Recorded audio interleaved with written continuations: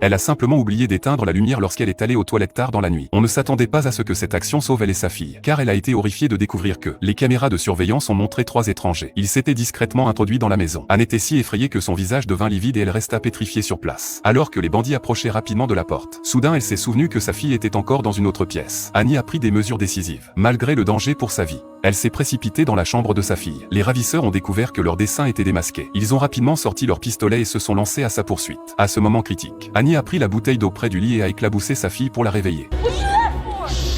Puis elle a emmené sa fille et est partie en courant de la maison. Cependant, elles ont quand même rencontré les bandits. Heureusement, Annie a réagi rapidement. Elle s'est rapidement cachée dans un ascenseur latéral. Elle a réussi à bloquer les ravisseurs derrière la porte. Cependant, le danger subsiste. Au rez-de-chaussée, Jacques le pirate de l'air les attend. Mais il a oublié d'opérer l'ascenseur. Il n'a pu qu'assister à sa descente au premier étage. Immédiatement après, il a couru à toute vitesse jusqu'au premier étage. Mais après une longue attente, l'ascenseur n'est pas arrivé. C'est Anne qui a déclenché l'arrêt d'urgence pour faire revenir l'ascenseur au 3e étage. Parce que dans sa chambre se cache une solide chambre secrète. Ce n'est qu'en se cachant dans la pièce secrète qu'ils ont pu sortir de la crise.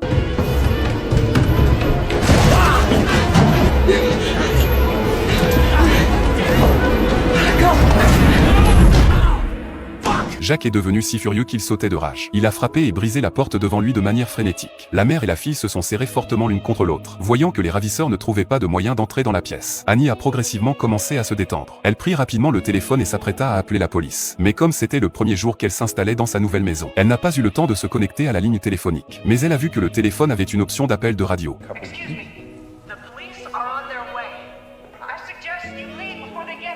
Annie a essayé de les effrayer par le biais de la diffusion. Cependant, les kidnappeurs avant le début du plan aient déjà coupé tous les câbles. Ils exigent qu'elle leur remette le coffre-fort qui se trouve dans la pièce secrète. Le ravisseur promet de partir immédiatement. Ce qu'il ne savait pas en revanche, c'est que Annie ne connaissait pas la maison aussi bien que les cambrioleurs. Elle n'avait aucune idée de l'existence du coffre-fort. Elle pense que les voleurs essaient de les faire sortir de la chambre.